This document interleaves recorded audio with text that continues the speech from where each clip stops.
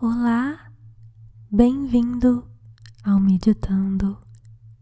Eu sou a Juliana e nesta meditação eu vou te guiar até que você caia num sono profundo e tranquilo, te contando uma história. Essa é a segunda parte da história Romeu e Julieta do livro Shakespeare em Contos. Se você não escutou a parte 1, está linkada aqui nos cards. Deite-se em uma posição confortável. Você está aqui agora, neste exato momento, longe de qualquer perigo, qualquer problema. Está confortável, seguro e pronto para relaxar, para descansar e para dormir.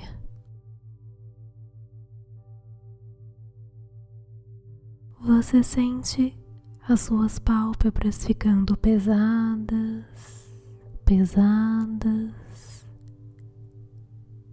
até que você não aguenta e fecha os olhos. Agora você presta atenção apenas na minha voz e na história. Vamos continuar a história.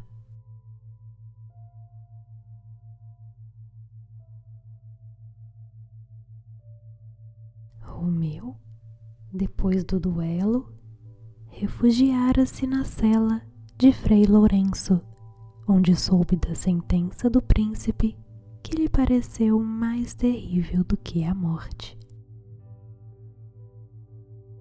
Para ele, não havia mundo além das muralhas de Verona, nem vida longe das vistas de Julieta. Situava-se o paraíso onde Julieta vivesse. Fora daí, tudo não passava de purgatório, tortura, inferno. O bom frade tentou ministrar a consolação da filosofia às suas dores, mas o frenético moço não quis saber de nada. Como um louco, arrancou os cabelos e atirou-se de comprido ao solo para tomar a medida de sua sepultura, segundo disse. Desse desairoso estado, tirou um recado da bem-amada que o reanimou um pouco. Então, o frade aproveitou a oportunidade e chamou-lhe a atenção para a inviril debilidade de que dera mostras. Ele havia matado Teobaldo, mas queria matar-se também e matar sua esposa que vivia apenas da vida dele? A nobre forma do homem, continuou, seria apenas uma estrutura de cera quando lhe faltasse o ânimo que a mantinha firme.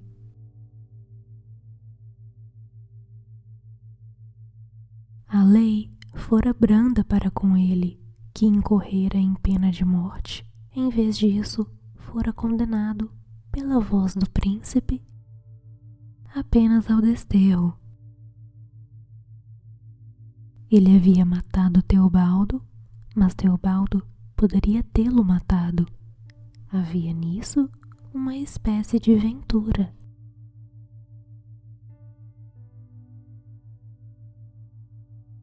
Julieta estava viva e se casara com ele, ultrapassando assim todas as esperanças Nisso, ele era felicíssimo. Todas essas bênçãos, pois o frade demonstrou que o eram, Romeu as repeliu como uma rapariga rabugenta e malcriada. E o frade lhe pediu que tomasse cuidado, pois os desesperados, acentuou, morrem miseráveis.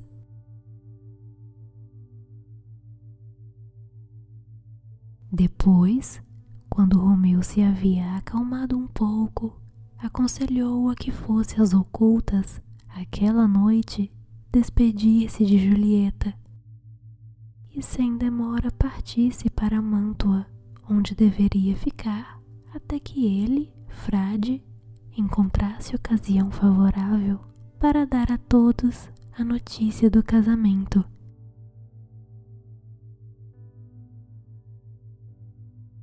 Isso poderia ser um venturoso meio de reconciliar-lhes as famílias. Não duvidava de que então o príncipe fosse levado a perdoá-lo e ele voltaria com uma felicidade 20 vezes maior do que a aflição com que ia agora partir.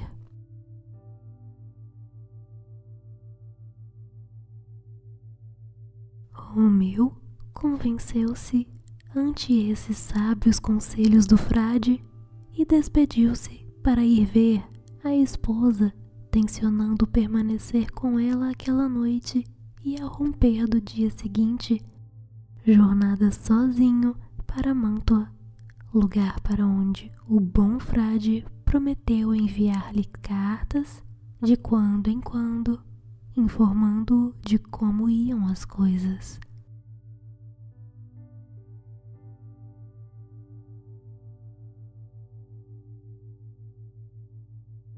Aquela noite, Romeu passou-a com a amada esposa, que lhe permitiu entrar secretamente no quarto, pelo pomar no qual ele lhe ouvira na véspera a confissão de amor. A noite precedente havia sido de alegria e arrebatamento sem mescla, mas os prazeres de agora e o deleite que os amantes encontravam na companhia um do outro temperavam-se tristemente com a expectativa da separação e com os acontecimentos fatais daquele dia.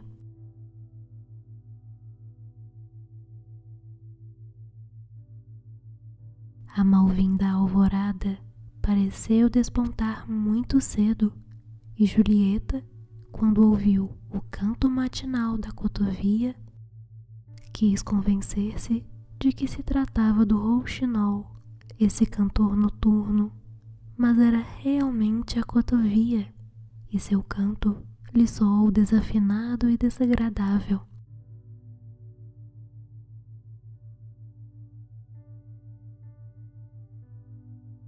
As listras da manhã no Oriente mostravam com segurança que era tempo de os amantes se separarem.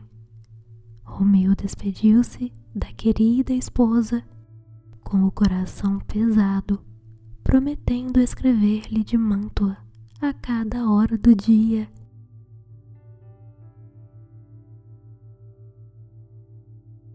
E quando desceu da janela do quarto, como ficasse lá embaixo contra o chão, afigurou-se aos olhos de Julieta, no estado de espírito prenunciador de coisas más em que ela se achava, um morto no fundo da sepultura. Também Romeu teve pressentimentos semelhantes, mas, no momento, devia partir rapidamente, pois tirar-lhe-iam a vida se fosse encontrado dentro dos muros de Verona depois do romper do dia.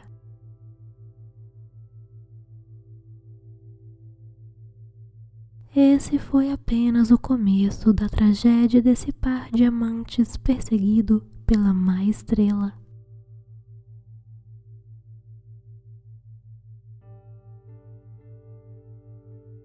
Havia poucos dias que Romeu se fora, quando o velho Capuleto propôs um enlace a Julieta.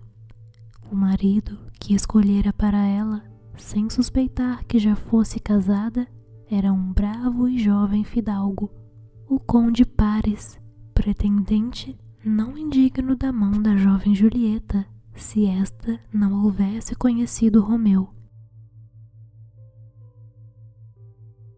Julieta, apavorada, caiu em triste perplexidade ante a proposta do pai. Alegou que sua juventude era inadequada para um casamento.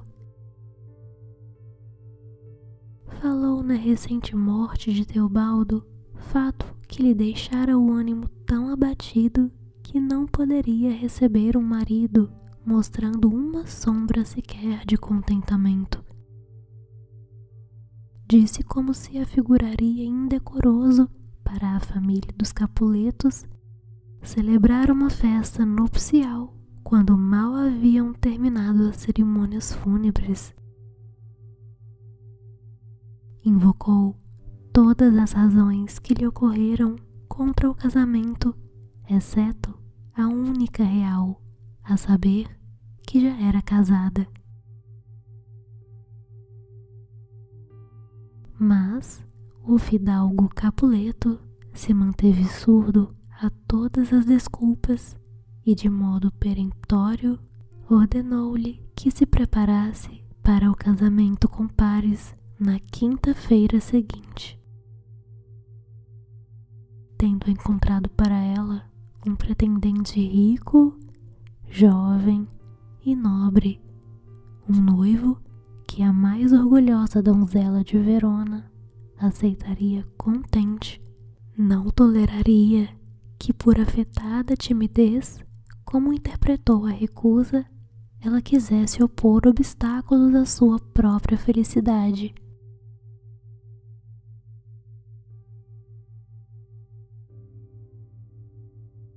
Nesse apuro, Julieta apelou para o frade amigo, seu conselheiro de sempre na aflição, o qual lhe perguntou se possuía determinação suficiente para adotar um recurso desesperado. E como ela dissesse que preferia ser sepultada viva a desposar Paris em vida de seu querido esposo, ele lhe deu as seguintes instruções: fosse para casa, simulasse alegria e consentisse em desposar Paris, conforme o desejo de seu pai. Na noite seguinte, que seria a anterior ao casamento, bebesse o conteúdo de uma garrafinha que lhe deu então, por efeito do qual, nas 42 horas depois de beber, ela se mostraria gelada e sem vida. Quando o noivo viesse buscá-la de manhã, encontrá-la-ia aparentemente morta. Então, ela seria levada num ataúde aberto, como era costume na região, para ser sepultada no jazigo da família. Se pudesse descartar-se do medo feminino e consentisse nessa terrível prova, 42 horas depois de ter tomado o líquido, esse era o prazo certo de seu efeito, poderia estar segura de que acordaria como de um sonho, mas antes disso, ele daria ciência do expediente ao marido dela. Este viria de noite e a levaria para Mântua.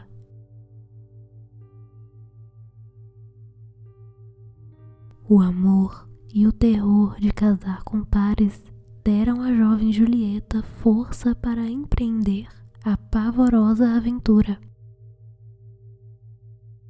Pegou a garrafinha do frade, prometendo seguir-lhe as instruções.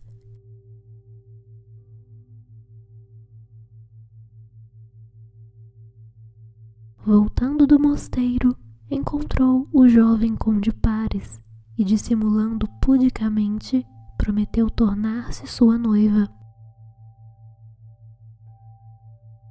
Essa foi uma notícia tão feliz para o fidalgo Capuleto e sua esposa que o ancião pareceu rejuvenescer, e Julieta, que lhe desagradara extremamente ao recusar o conde, voltou a ser a sua querida, agora que prometera ser obediente.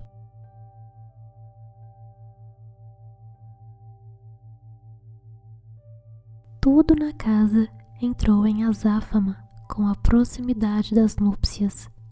Nenhum gasto foi poupado para preparar celebrações tão festivas como Verona jamais testemunhara.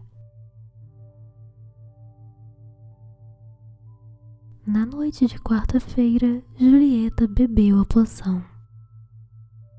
Empolgavam-na muitos receios de que o frade lhe tivesse dado o veneno para evitar a recriminação que poderia acarretar-lhe o fato de tê-la casado com Romeu, mas sempre fora conhecido como um santo homem. Depois de que pudesse despertar antes da chegada de Romeu e o terror inspirado pelo lugar, uma câmara mortuária cheia de ossos de Capuletos mortos, onde Teobaldo, todo ensanguentado, jazia decompondo-se na mortalha. Bastasse para enlouquecê-la, e pensou nas histórias que tinha ouvido de espíritos assombrando os lugares onde jaziam seus corpos. Mas então voltaram-lhe o amor a Romeu e a aversão a Paris, e ela tomou desesperadamente a poção e ficou insensível.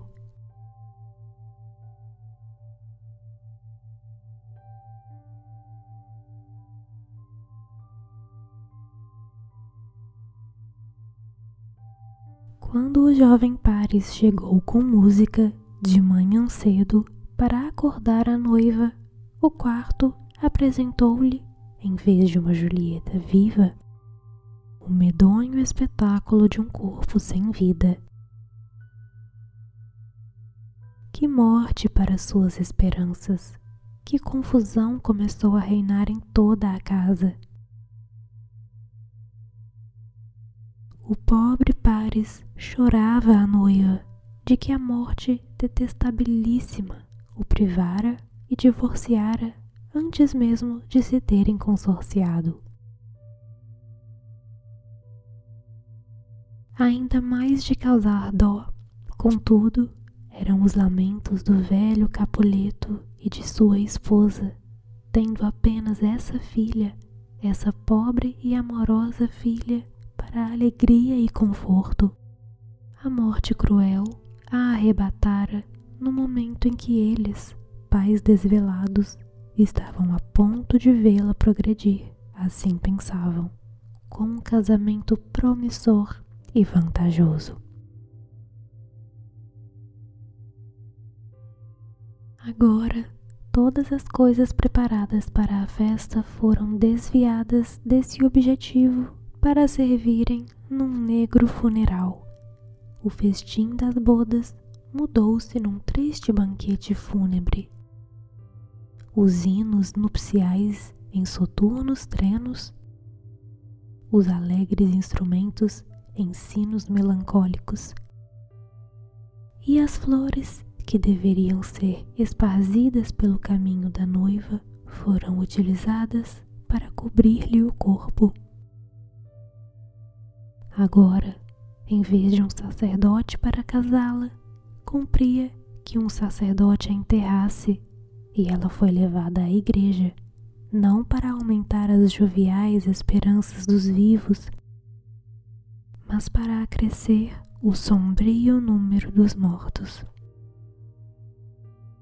A má notícia, que sempre viaja mais rapidamente do que a boa, levou a Romeu, em Mântua, a negra história da morte de Julieta. Não chegara um mensageiro enviado por Frei Lourenço para comunicar-lhe que se tratava de um funeral fingido, de uma simples imagem e representação da morte, e que sua querida esposa jazia na sepultura por breve tempo. esperando que Romeu a fosse libertar da pavorosa morada. Pouco antes, Romeu estivera singularmente alegre e satisfeito.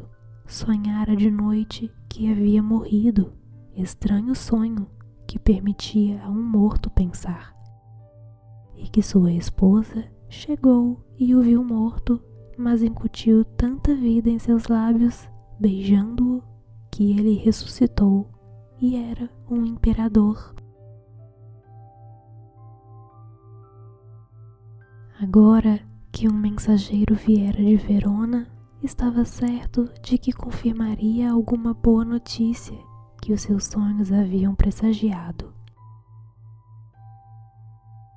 Mas, quando se revelou o oposto dessa lisonjeira visão, isto é, que sua bem-amada estava morta e não poderia ressuscitá-la com beijos, mandou que lhe aprestassem cavalos, pois resolvera visitar Verona aquela noite para ver a esposa no jazigo.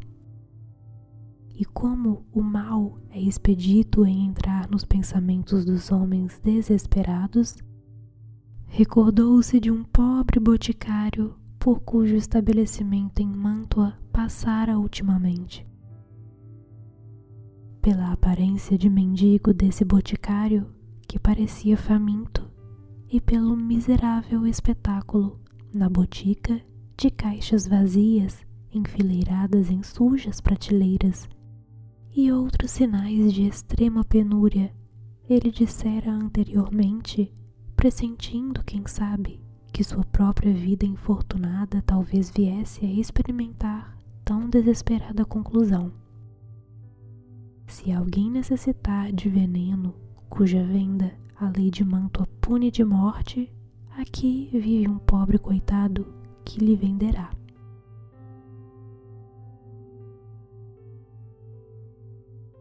Essas palavras lhe retornaram à mente, e ele procurou o boticário.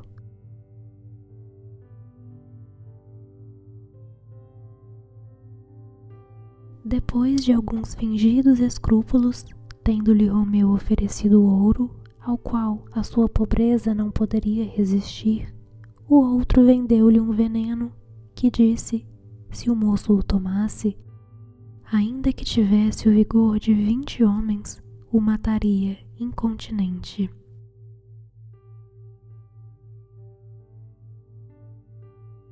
Com esse veneno, partiu para Verona, a fim de ver sua querida esposa no sepulcro e tencionando, depois de tê-la visto, tomar o tóxico e ser enterrado junto dela.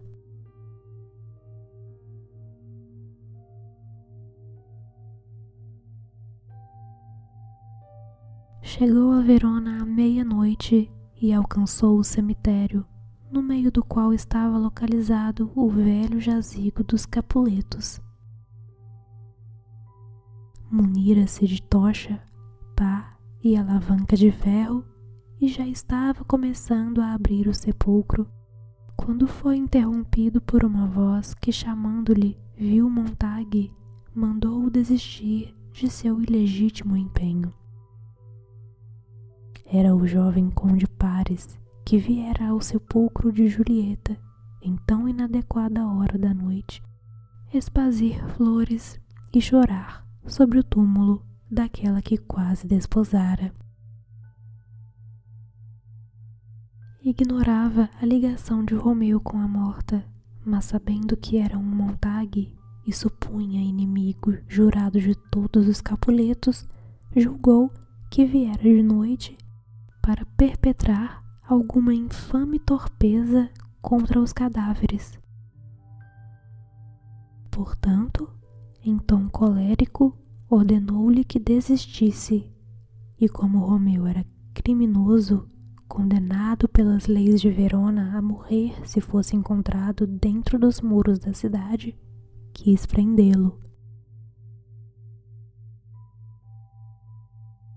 O moço rogou a Paris que o deixasse e admoestou-o, apontando-lhe o exemplo de Teobaldo, que jazia ali, a não lhe provocar a cólera, nem lançar outro pecado sobre sua fronte, obrigando-o a matá-lo.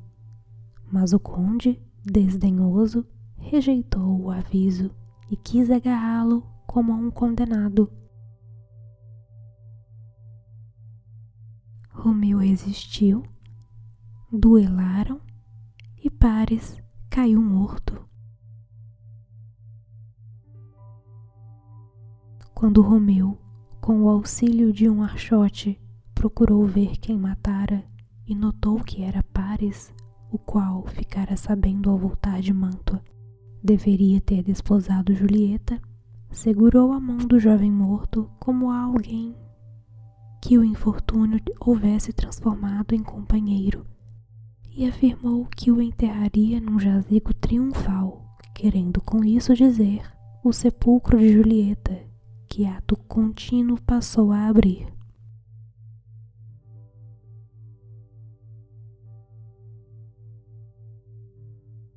Lá estava sua esposa, como uma criatura de quem o trespasse não tivera forças para modificar um traço sequer, nem mesmo a cor da tez em sua ímpar beleza.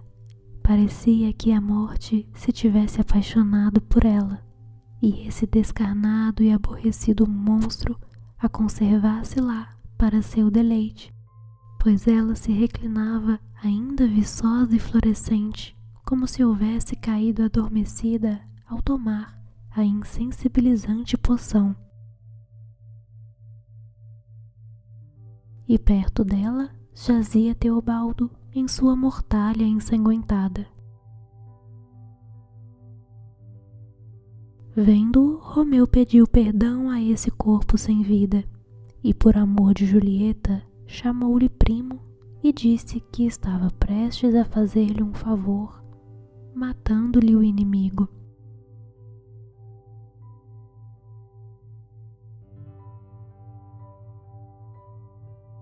Em seguida, Romeu deu o último adeus aos lábios de sua amada, beijando-os, e sacudiu do corpo cansado o fardo de suas estrelas adversas, tomando o veneno que o boticário lhe vendera.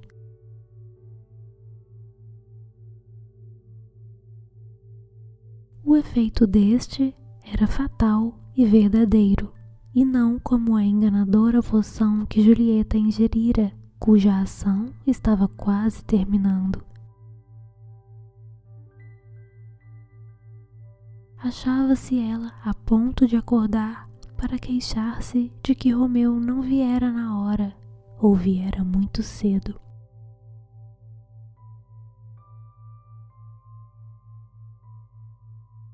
Pois chegara um momento no qual o frade garantira que ela despertaria. Frei Lourenço, tendo sabido que a carta enviada a Mantua não chegara às mãos de Romeu, em virtude de algum infeliz atraso do mensageiro, veio ele próprio, munido de picareta e lanterna, libertar a dama de sua prisão, mas ficou surpreendido ao ver que um archote já ardia no jazigo dos Capuletos, ao notar espadas e sangue perto dele, e finalmente Romeu e Paris estendidos sem vida.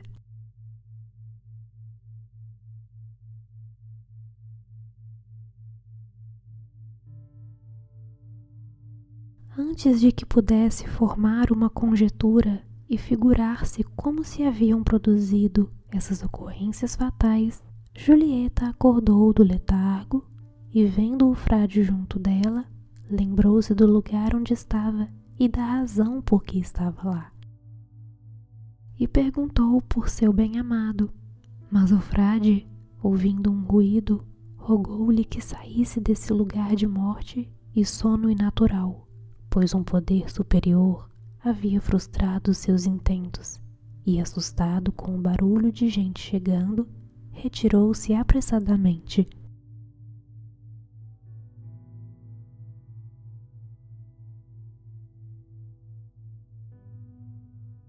Mas quando Julieta viu a taça nas mãos crispadas de seu fiel amado, suspeitou que veneno fora a causa de seu fim e teria tomado o resto se alguma coisa houvesse sobrado. E beijou-lhe os lábios ainda quentes, na expectativa de que um pouco desse veneno pudesse ter ficado neles. Então, ouvindo crescer o rumor de gente que se aproximava, desembainhou rapidamente uma adaga que trazia e, cravando-a em si, morreu ao lado de seu sincero Romeu.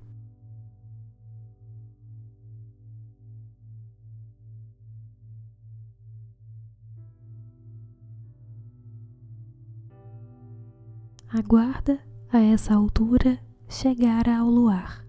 Um pajem do conde Paris, que havia testemunhado a luta entre seu amo e Romeu, deu o alarme que se espalhou entre os cidadãos, e estes se puseram a correr, desorientados, de um lado para o outro, pelas ruas de Verona, exclamando Paris, Romeu, Julieta. Quando o rumor lhes chegou desencontrado. Por fim, o barulho tirou os fidalgos Montague e Capuleto de seus leitos, e também o príncipe, para apurar as causas desta confusão.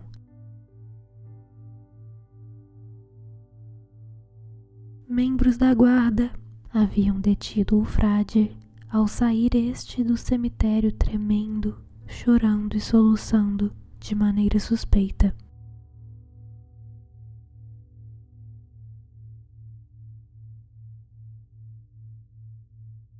Tendo-se reunido junto ao jazigo dos Capuletos uma grande turba, o príncipe solicitou ao frade que narrasse o que sabia desses estranhos e calamitosos acontecimentos.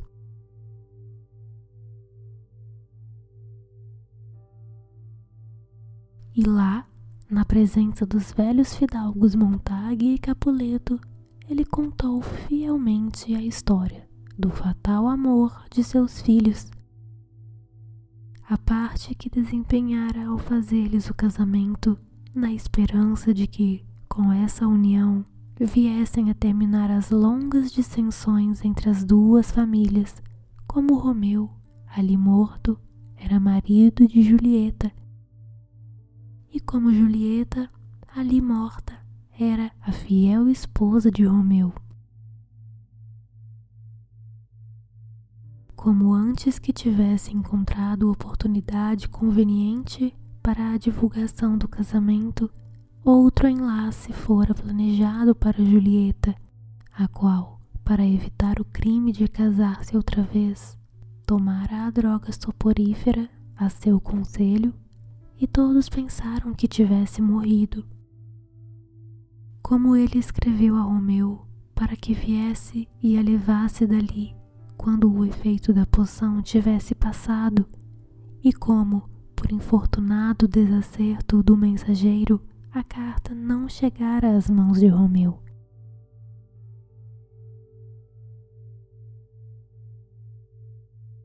Depois disso, o frade não podia continuar a história.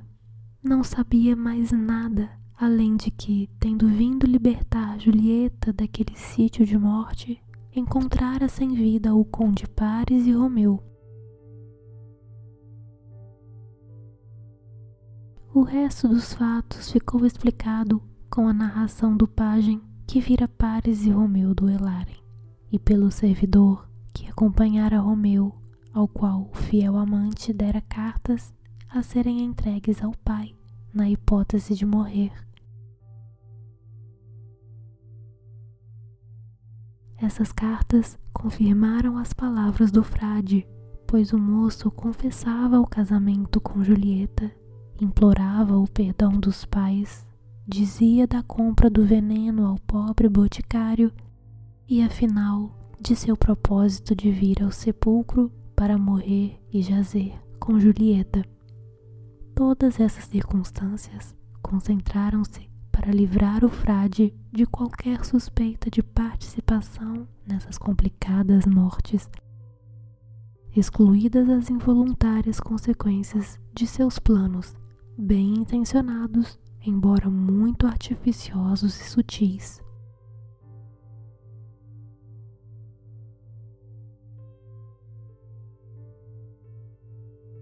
E o príncipe, voltando-se para os velhos fidalgos Montague e Capuleto, censurou-lhes as brutais e absurdas desavenças e mostrou-lhes que castigo o céu impusera a essas ofensas, pois encontrara meios de punir-lhes o ódio inatural, valendo-se do amor de seus filhos.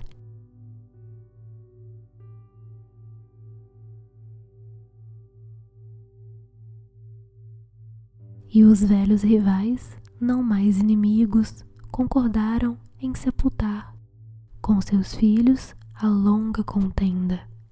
O fidalgo Capuleto pediu ao fidalgo Montague que lhe desse a mão, chamando-o pelo nome de irmão, como se reconhecesse que as duas famílias estavam unidas pelo casamento da jovem Capuleta com o jovem Montague, e disse que a mão do senhor Montague, em sinal de reconciliação, era tudo o que pedia, como arras da filha.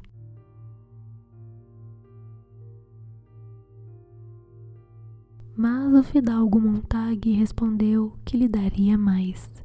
Mandaria fazer uma estátua de Julieta em ouro puro, de modo que enquanto Verona se chamasse Verona, imagem alguma seria tão apreciada por sua riqueza ou lavor como essa da sincera e fiel Julieta.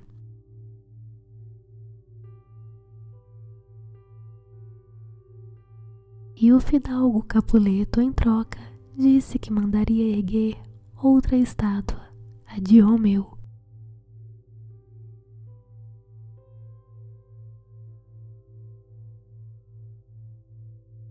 Assim, esses tristes e nobres anciães, quando já era tarde demais, procuraram exceder-se mutuamente em cortesias, embora tão mortal houvesse sido sua raiva e inimizade nos tempos passados, que nada, a não ser a perda dos filhos, pobres sacrificados a querelas e dissensões, havia podido remover os arraigados ódios e desconfianças das duas famílias.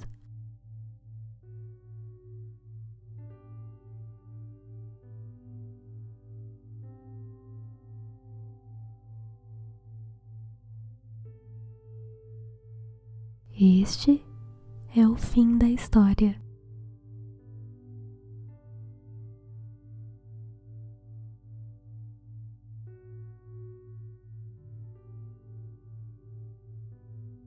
Agora você permite que, enquanto você dorme profundamente, este sono te cure,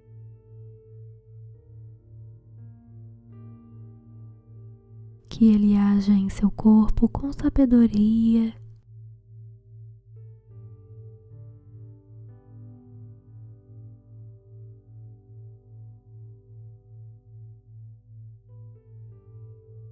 e você dorme tranquilo, em paz.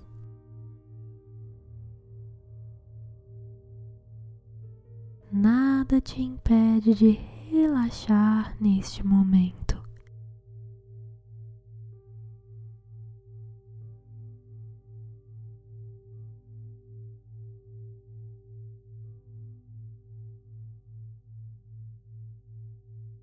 Seus sonhos serão todos agradáveis,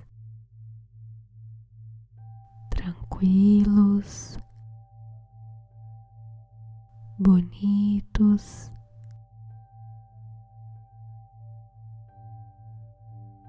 e eles te trazem informações úteis e valiosas que vão te ajudar nos próximos dias.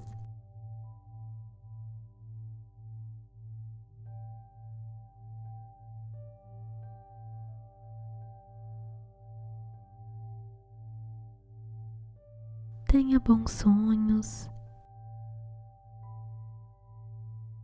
um bom sono, um bom descanso.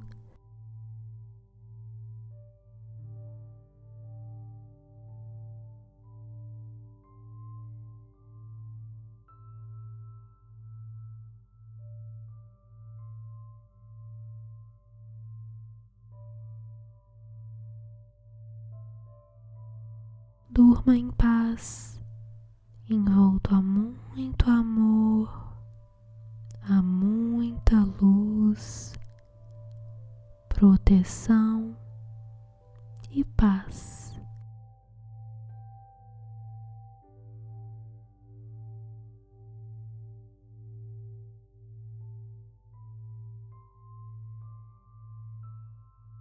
Bons sonhos.